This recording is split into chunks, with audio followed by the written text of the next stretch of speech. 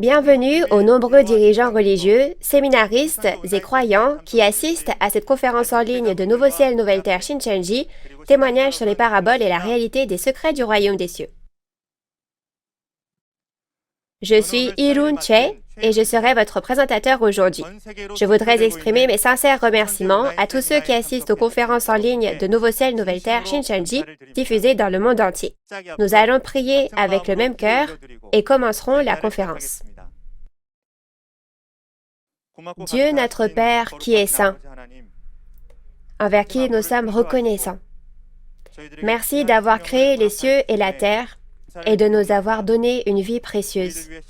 Nous vous remercions également de nous avoir libérés du péché par le sang de Jésus qui est mort sur la croix pour nous.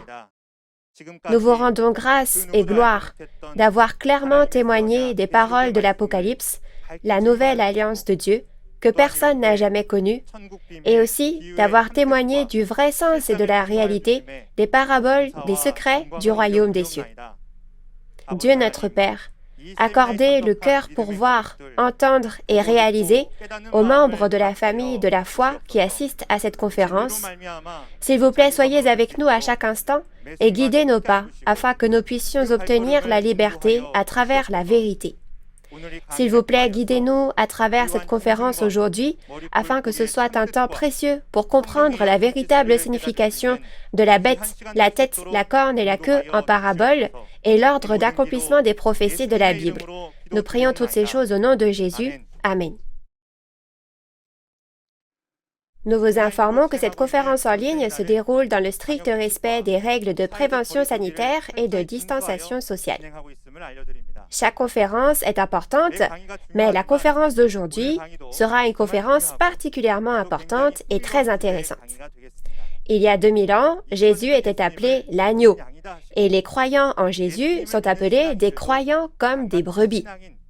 Alors, ces expressions figurent dans la Bible, mais comment une personne serait-elle réellement une bête?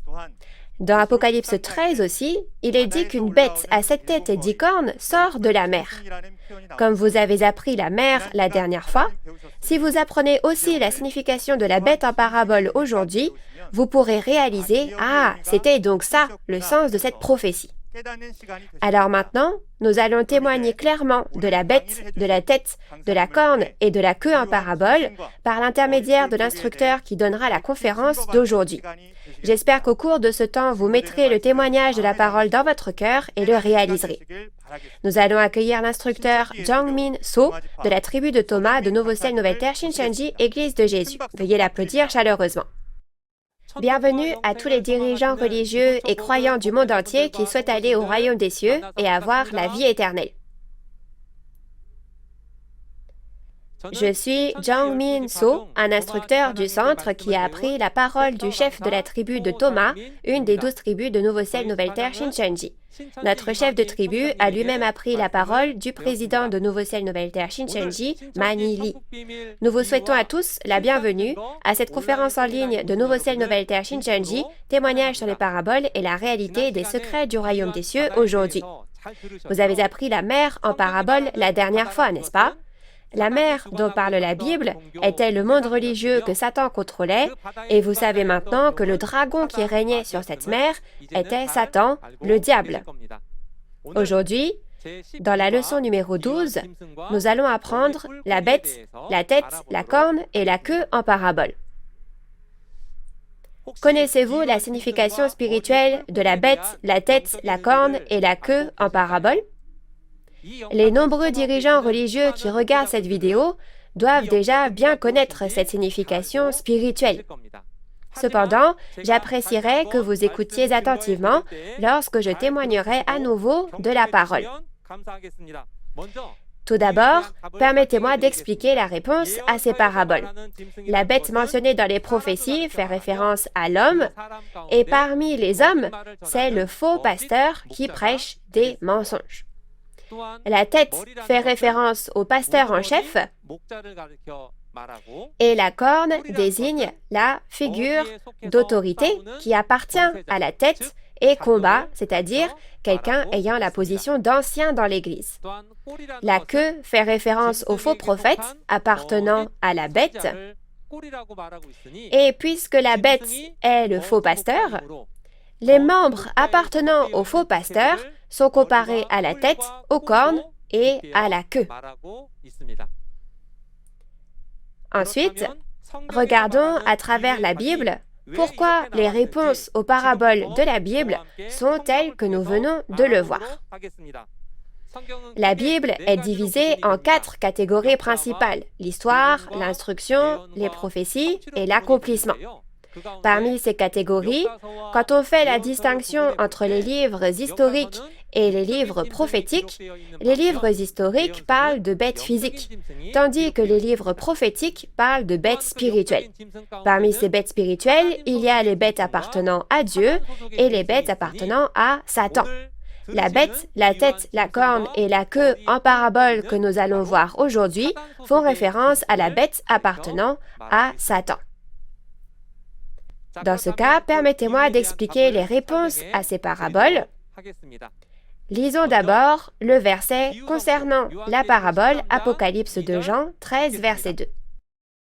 La bête que je vis était semblable à un léopard, ses pieds étaient comme ceux d'un ours, et sa gueule comme une gueule de lion. Le dragon lui donna sa puissance et son trône et une grande autorité. Dans Apocalypse de Jean, chapitre 13, verset 2, il est dit qu'une bête sortira de la mer. Mais cette bête est comme une bête à 7 têtes et 10 cornes. Et sa forme et son apparence sont comme celles d'un léopard, ses pieds comme ceux d'un ours, et sa gueule est comme celle d'un lion. De plus, il est expliqué que la bête a reçu la puissance, le trône et l'autorité du dragon. Alors, quelle est exactement l'identité de cette bête? Vous pouvez voir que la bête à laquelle nous pensons et que nous imaginons ne peut pas réellement sortir de la mer, et qu'une bête à 7 têtes et 10 cornes n'est pas non plus une bête qui existe dans la réalité. Dans ce cas, la bête mentionnée dans Apocalypse de Jean, chapitre 13, verset 2, est la bête en parabole. Alors regardons quelle est la réalité, le vrai sens de cette bête. Pour comprendre la bête d'abord, nous devons examiner les caractéristiques de la bête physique, n'est-ce pas? La caractéristique d'une bête est qu'elle a des instincts, mais pas de raison. De plus, les bêtes, les animaux, ne peuvent pas parler comme les hommes. Donc, l'entité qui ne peut pas communiquer par le même moyen de communication utilisé entre les hommes est par définition la bête, n'est-ce pas? De plus, puisque la bête n'a pas de rêve ni d'espoir, si vous demandez à une bête « Quel est votre rêve ?», la bête pourra-t-elle répondre à cette question ou ne pourra-t-elle pas répondre? Oui, vous le savez probablement déjà. À travers ces caractéristiques de la bête physique, découvrons quelle est la réalité, le vrai sens de la bête spirituelle dont on parle dans la Bible. Cependant, avant d'examiner la réalité de la bête spirituelle, nous devons d'abord regarder l'ordre d'accomplissement des prophéties dans cette Bible que nous avons. Dans 2 Thessaloniciens, chapitre 2, versets 1 à 3, la Bible promet qu'il y aura d'abord l'apostasie, soit la trahison, puis la destruction, et enfin le salut. Lorsque vous entendez le mot apostasie, c'est une expression qui peut paraître étrange. En caractère chinois, cela signifie tourner le dos au chemin, c'est-à-dire tourner le dos à la parole de Dieu. Les hommes font souvent des promesses entre eux et font des alliances les uns avec les autres. Et lorsque cette promesse est rompue, on dit qu'on a trahi, n'est-ce pas? De la même façon, l'apostasie, soit la trahison, c'est quand le peuple élu de Dieu a rompu l'alliance faite avec Dieu. Alors, Dieu n'a pas laissé faire le peuple élu qui a trahi et qui a enfreint la volonté de Dieu de cette manière. Il le détruit à travers les païens et ensuite, il accomplit l'œuvre du salut à travers le Sauveur qui peut les faire sortir de là. C'est l'ordre d'accomplissement de toutes les prophéties écrites dans la Bible. Dans ce cas, si la prophétie s'accomplit selon l'ordre de la trahison, de la destruction et du salut, nous pouvons savoir qu'il y a les traîtres qui trahissent, les destructeurs qui détruisent et les sauveurs qui sauvent. Donc, si toutes les bêtes qui apparaissent dans les prophéties sont des hommes en parabole, alors il y a la bête en parabole qui fait référence au traître qui trahit, la bête en parabole qui fait référence au destructeur qui détruit, et aussi la bête en parabole qui fait référence aux sauveurs qui sauvent, qui doivent apparaître. Et quand ils apparaissent, nous devons être capables de distinguer avec précision le traître, le destructeur et le sauveur à travers la parole, n'est-ce pas? Mais est-il facile ou difficile pour nous de distinguer entre le traître, le destructeur et le sauveur par leur apparence? Il n'est pas facile de les différencier seulement par leur apparence. Et qui devrions-nous rencontrer parmi le traître, le destructeur et le sauveur? Oui, c'est ça. Il faut rencontrer le sauveur, n'est-ce pas? Alors, quand ces trois entités apparaissent, comment peut-on les distinguer? Il existe un moyen de distinguer les trois bêtes en parabole, le traître, le destructeur et le sauveur, et cette méthode peut être trouvée à travers l'ordre d'accomplissement de la prophétie et les actions de chaque personne.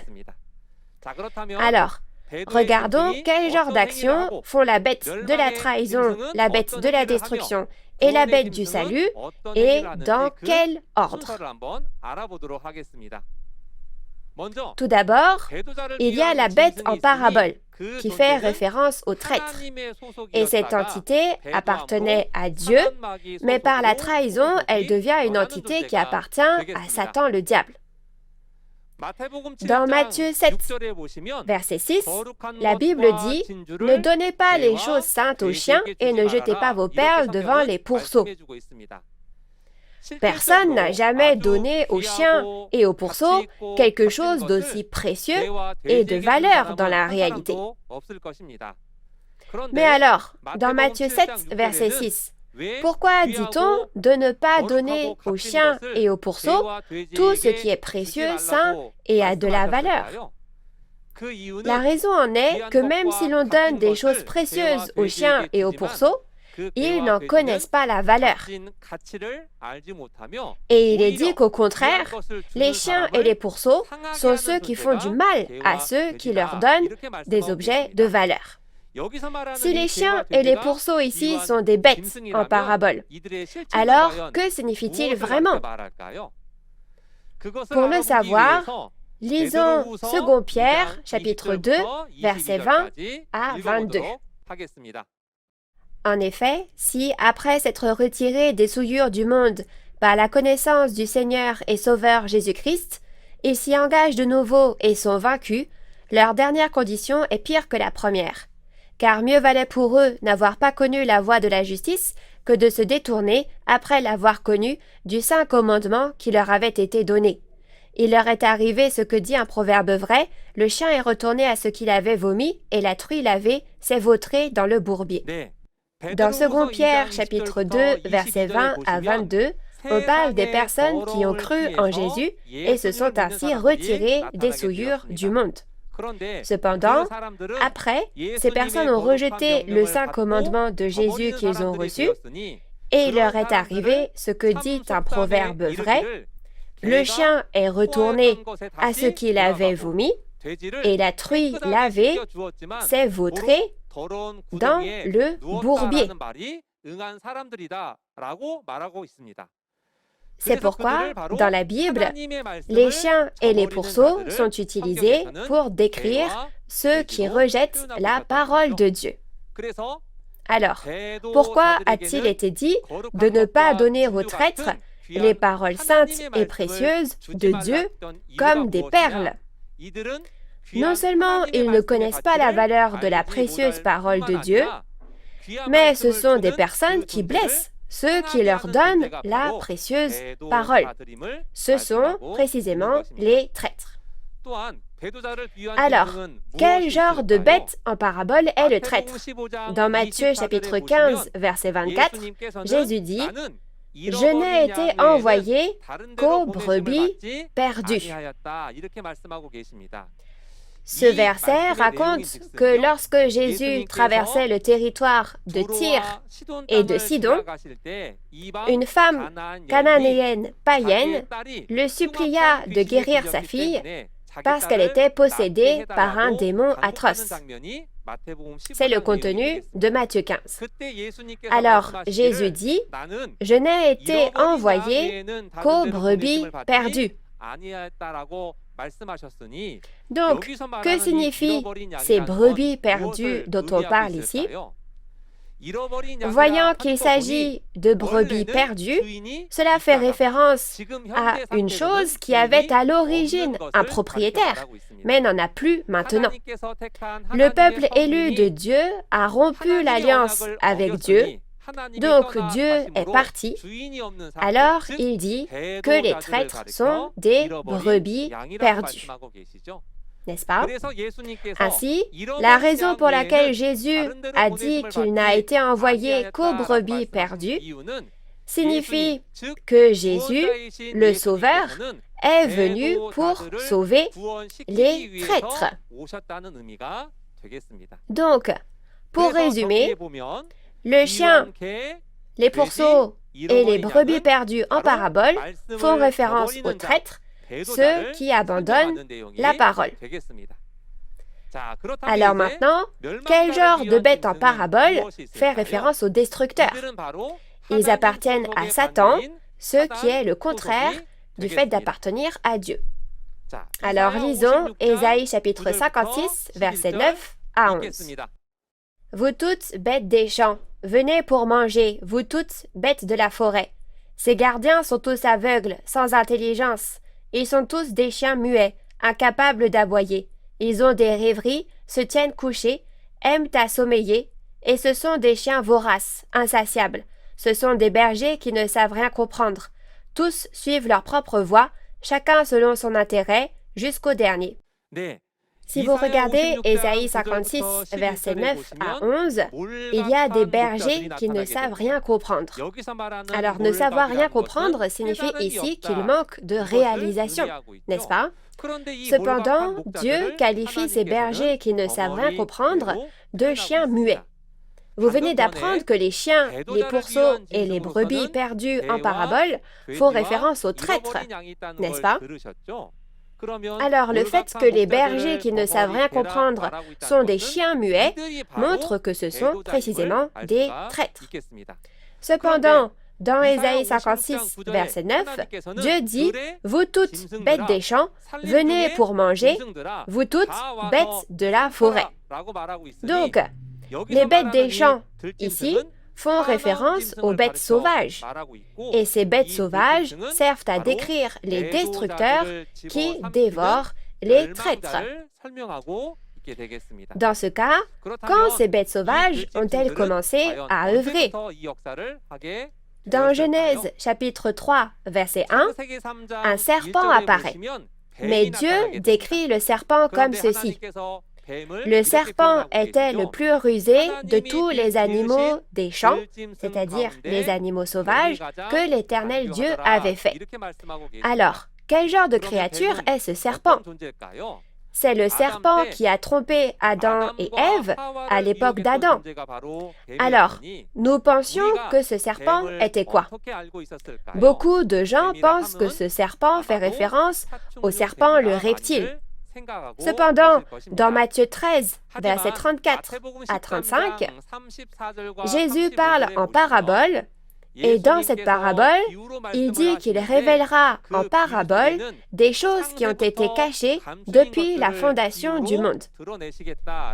Cela signifie qu'il y a beaucoup de secrets que nous ne connaissions pas depuis le temps de la Genèse concernant les événements de l'époque. Ainsi, le serpent qui apparaît dans la Genèse n'est pas réellement un serpent, le reptile, mais le serpent en parabole qui fait référence au destructeur.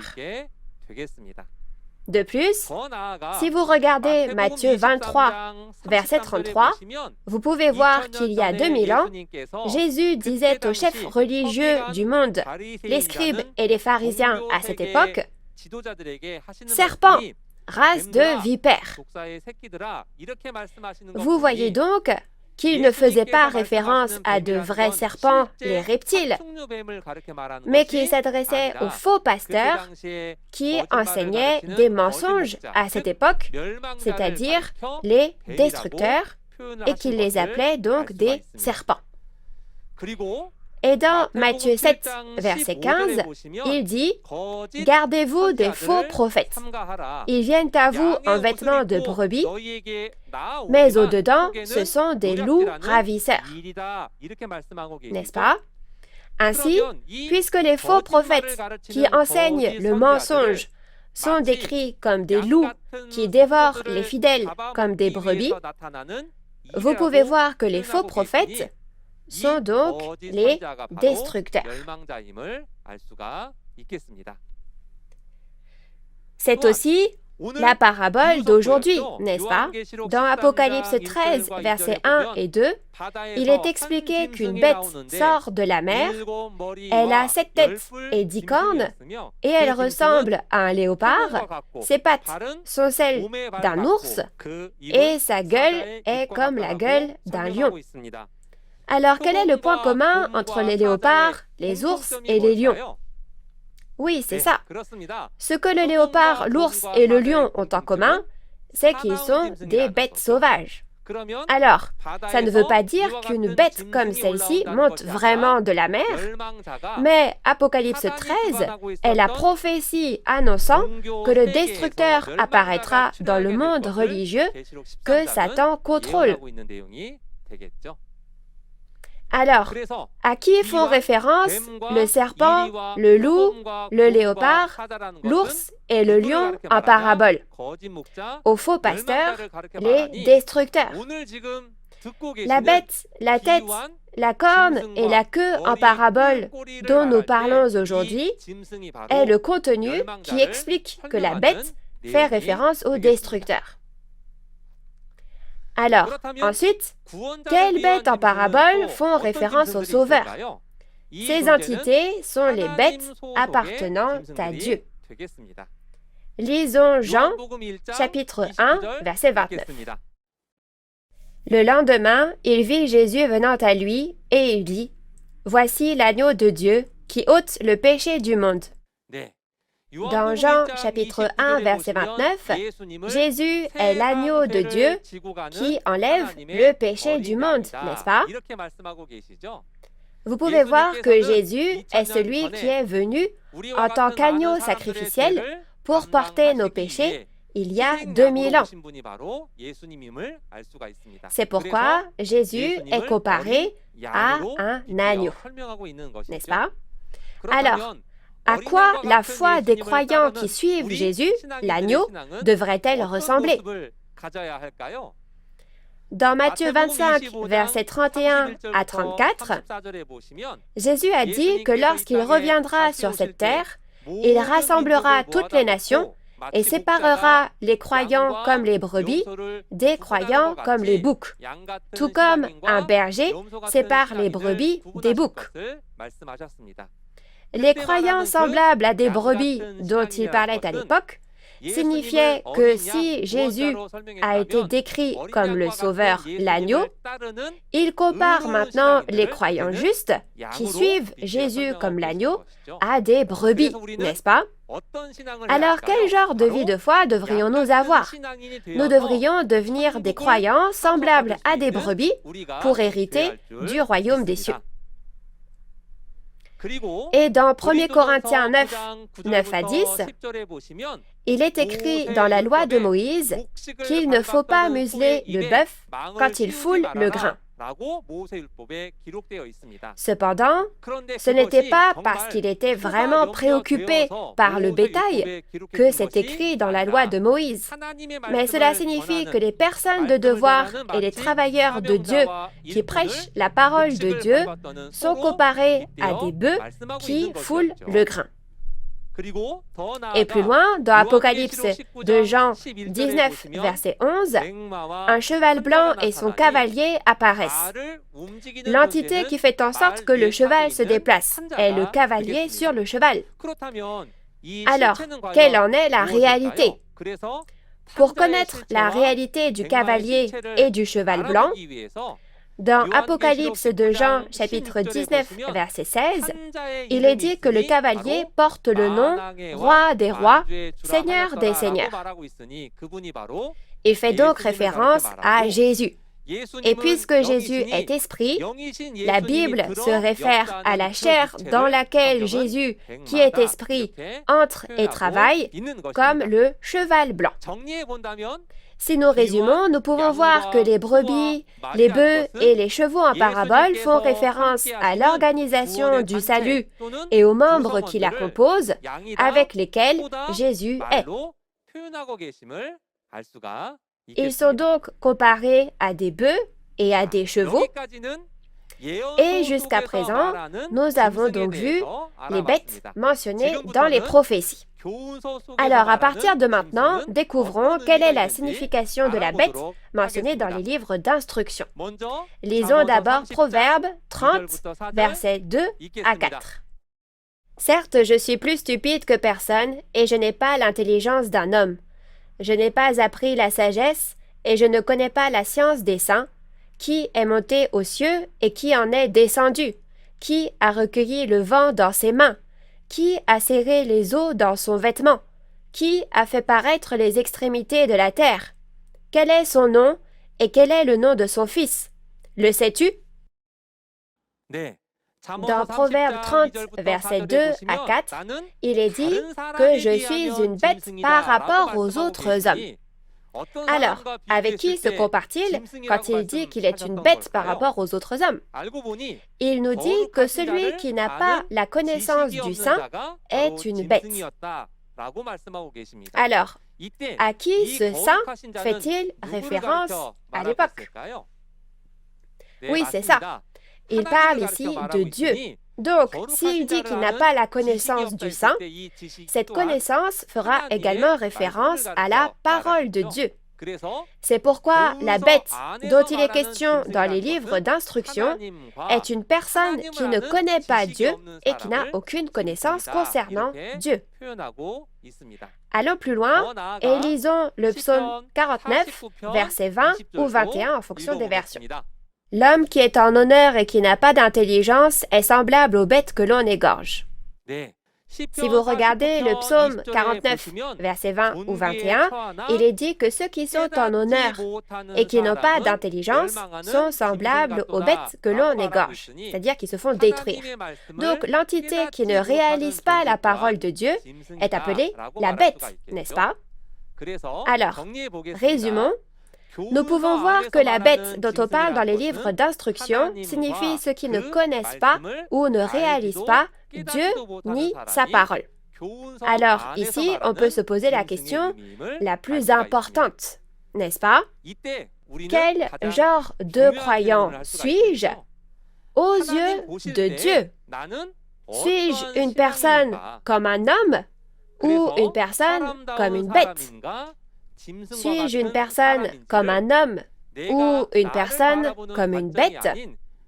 Nous devons y penser nous-mêmes et nous devons y penser du point de vue de Dieu, non pas de notre propre point de vue.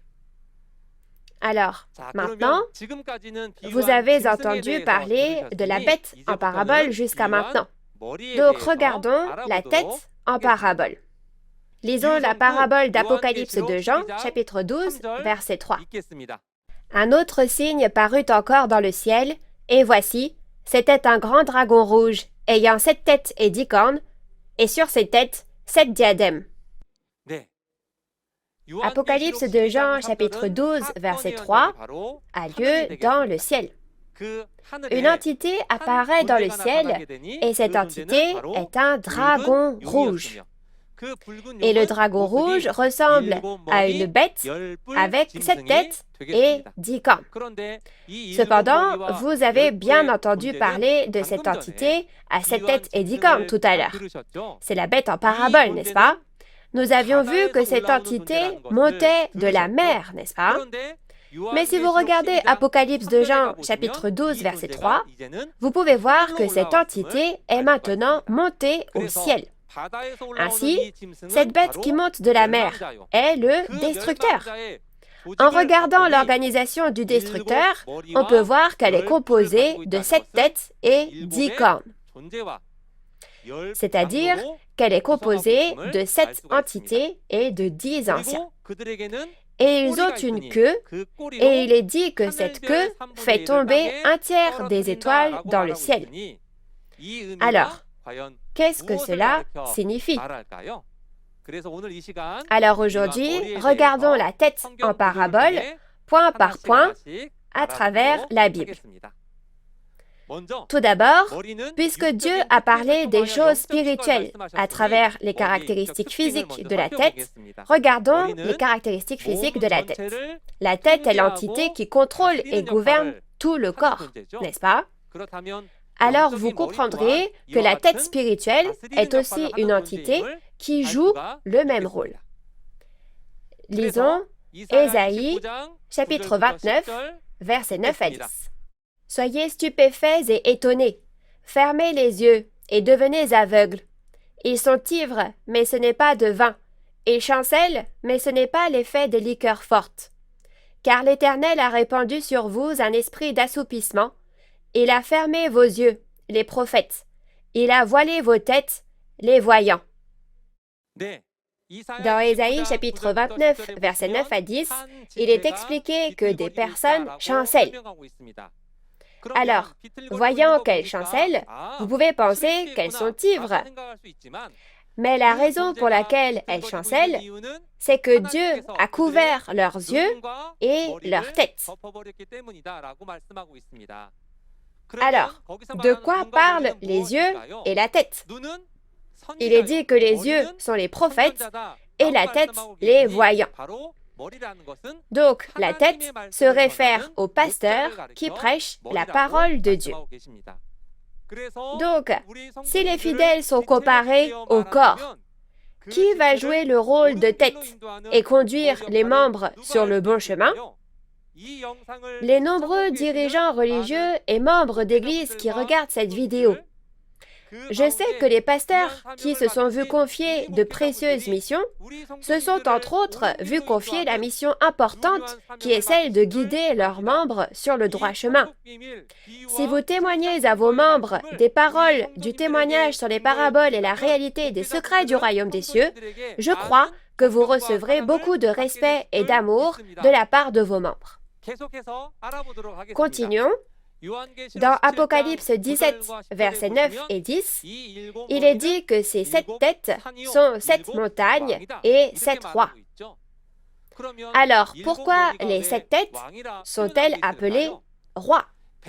Dans 1 Pierre, chapitre 2, verset 9, Dieu utilise l'expression « royaume et prêtre » comme des rois, comparant ainsi le pasteur qui prêche la parole de Dieu à un roi. Alors, nous pouvons voir que ces 7 têtes ici sont 7 pasteurs. Mais à qui appartiennent ces 7 pasteurs est également très important, n'est-ce pas? Ainsi, en regardant Apocalypse 13, verset 2, il est dit que la bête à 7 têtes et 10 cornes a reçu le trône, la puissance et l'autorité du dragon. Vous pouvez donc voir que cette bête appartient à Satan, le diable.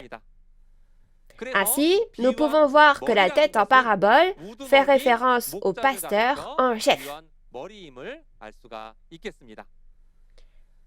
Alors, que signifie la corne en parabole qui est attachée à la tête et donne de la force? Lisons la parabole d'Apocalypse de Jean, chapitre 12, verset 3. Un autre signe parut encore dans le ciel, et voici, c'était un grand dragon rouge, ayant 7 têtes et 10 cornes, et sur ses têtes, 7 diadèmes. Dans Apocalypse de Jean, chapitre 12, verset 3, les événements se déroulent dans le ciel. Un dragon rouge apparaît dans le ciel, et il a 7 têtes et 10 cornes. Alors, quelle est la réalité de ces 10 cornes? Regardons la corne spirituelle à travers les caractéristiques de la corne physique. En ce qui concerne les caractéristiques, la corne est attachée à la tête et c'est l'arme principalement utilisée pour montrer sa puissance et combattre, n'est-ce pas? Alors, jetons un coup d'œil aux Écritures. Dans Apocalypse de Jean, chapitre 17, verset 12, il est expliqué que les 10 cornes sont 10 rois, mais qu'ils n'ont pas de royaume. Alors, peut-il y avoir un roi sans royaume? Donc, le roi se réfère ici au pasteur, et le royaume se réfère à l'Église que le pasteur dirige. Donc le fait que la corne soit un roi qui n'a pas de royaume montre qu'il a le même pouvoir qu'un pasteur, mais comme il n'a pas d'église qui le traite comme un pasteur, c'est une figure d'autorité dans l'église.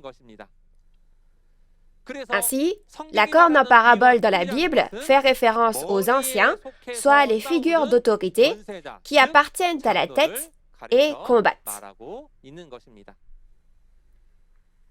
Alors, jetons un coup d'œil à la queue en parabole maintenant. Lisons la parabole d'Apocalypse de Jean, chapitre 12, verset 4. Sa queue entraînait le tiers des étoiles du ciel et les jetait sur la terre. Le dragon se tint devant la femme qui allait enfanter afin de dévorer son enfant lorsqu'elle aurait enfanté. Dans Apocalypse chapitre 12, verset 4, les événements se passent dans le ciel. Un dragon rouge apparaît dans le ciel et il a 7 têtes et 10 cornes. N'est-ce pas? Cependant, puisqu'on dit qu'il a une queue et qu'il fait tomber un tiers des étoiles du ciel sur la terre, quelle est la réalité de cette queue qui peut faire tomber les étoiles sur la terre? Tout d'abord, en termes de caractéristiques physiques, le membre attaché à l'arrière-train de la bête, c'est la queue. Alors, regardons les versets concernant la queue spirituelle qui a ces caractéristiques. Si vous regardez Deutéronome 28, versets 15 et 44, Deutéronome 28 rapporte les bénédictions que le peuple élu de Dieu reçoit lorsqu'il garde l'alliance et les malédictions qu'il reçoit lorsqu'il rompt l'alliance. Parmi eux, le verset 15 décrit la malédiction qui sera donnée à ceux qui rompent l'alliance, et le contenu de la malédiction du verset 44 est qu'il promet que l'on ne deviendra pas la tête, mais la queue. Alors, que signifie cette queue ici? Lisons Ésaïe chapitre 9, versets 14 à 16 ou 13 à 15 en fonction des versions. Aussi l'Éternel arrachera d'Israël la tête et la queue, la branche de palmier et le roseau, en un seul jour. L'ancien et le magistrat, c'est la tête, et le prophète qui enseigne le mensonge, c'est la queue. Ceux qui conduisent ce peuple l'égarent, et ceux qui se laissent conduire se perdent. Si vous regardez Ésaïe chapitre 9, versets 14 à 16 ou 13 à 15, la signification de la queue est précisément expliquée. La queue est un faux prophète qui enseigne des mensonges. Alors, que va faire un faux prophète? Il va tromper beaucoup de personnes par des mensonges, n'est-ce pas? Ainsi, au verset 16, nous pouvons voir que celui qui trompe le peuple et le conduit à la perdition, c'est la queue, c'est-à-dire le faux prophète. Alors, où apparaît cette queue? Dans Apocalypse de Jean, chapitre 9, verset 16, Satan et son armée, la cavalerie du diable, apparaît. Mais parmi cette armée de Satan le diable, cette cavalerie, il est dit que les chevaux ont des queues et que leurs queues sont comme des serpents. Donc les queues de ces chevaux font référence aux faux prophètes de l'armée appartenant à Satan le diable, et le fait que ces faux prophètes sont comme des serpents signifie qu'ils appartiennent à Satan le diable. Ainsi, la queue en parabole est le faux prophète appartenant à la bête. N'est-ce pas? Alors maintenant, permettez-moi de résumer en images ce que nous avons vu jusqu'à présent. Exprimons en images le contenu d'Apocalypse de Jean chapitre 13 verset 2 et d'Apocalypse de Jean chapitre 12 versets 3 et 4. Les événements se déroulent dans le tabernacle du ciel où Dieu se trouvait. C'est donc le ciel spirituel, n'est-ce pas? C'était l'endroit où se trouvaient les pasteurs de Dieu et les fidèles de Dieu. Cependant, comme ils ont trahi, qui entre? Une bête est montée de la mer. Cette bête est la bête à 7 têtes et 10 cornes. De qui la bête a-t-elle reçu l'autorité? Le dragon lui a donné sa puissance, son trône et son autorité. Donc, cette entité n'est autre que le destructeur. Et le fait que l'organisation du destructeur a 7 têtes et 10 cornes signifie que 7 pasteurs et 10 figures d'autorité forment une organisation et montent au tabernacle du ciel. Alors, que feront ces destructeurs s'ils montent au tabernacle du ciel? Oui, bien sûr. Ils montent au tabernacle du ciel pour le détruire. Mais ils ne sont pas seuls. Ils ont 7 têtes et 10 cornes. Et ils ont des queues qui sont de faux prophètes. Alors, que vont-ils faire avec leurs mensonges? Ce sont des entités qui trompent les fidèles de Dieu qui appartenaient à Dieu et les trompent pour les faire passer de Dieu à Satan, le diable. Ce sont précisément les entités qui font le travail de la tromperie. Alors, je vais vous donner la conclusion. Quelle est la signification spirituelle de la bête, la tête, la corne et la queue en parabole que vous avez entendue aujourd'hui? La bête se réfère à l'homme, et dans le texte de référence, le faux pasteur qui enseigne des mensonges est une bête dans la Bible, et le mot tête se réfère au pasteur en chef parmi les faux pasteurs. Et la corne fait référence aux figures d'autorité qui appartiennent à la tête et combattent, c'est-à-dire les anciens, et les queues sont de faux prophètes appartenant à la bête. Puisque la bête en parabole est le faux pasteur, la tête, la corne et la queue en parabole font également référence aux membres appartenant au faux pasteur. Dans ce cas, lorsque les prophéties de la Bible s'accomplissent et deviennent réalité, il est impossible de savoir si une personne est un traître, un destructeur ou un sauveur juste en regardant la personne de l'extérieur. Nous pouvons donc le réaliser et le comprendre seulement à travers le processus et la logique de la parole écrite. J'espère donc sincèrement que vous serez capable de discerner et de croire en suivant ces paroles. Aujourd'hui, vous avez écouté la leçon numéro 12, la bête, la tête, la corne et la queue en parabole. Dans la prochaine leçon, vous entendrez parler de la leçon numéro 13, le sang et la chair de l'agneau en parabole. L'instructeur qui donnera la parole la prochaine fois sera plus talentueux et compétent et délivrera la parole d'une manière encore plus amusante et intéressante. Bien que nos dénominations et nos affiliations sont différentes, nous sommes un en Dieu et en Jésus. Je conclurai la conférence d'aujourd'hui en clamant « Nous sommes un, we are one ». Nous sommes un, we are one. Nous allons prier. Dieu notre Père, qui est plein d'amour et de grâce et qui est très miséricordieux, Nous vous remercions de nous avoir guidés vers la conférence en ligne intitulée « Témoignages sur les paraboles et la réalité des secrets du royaume des cieux ». Nous croyons que ce temps dans lequel nous vivons aujourd'hui est le temps du second avènement du Seigneur, de l'accomplissement des prophéties de l'Apocalypse.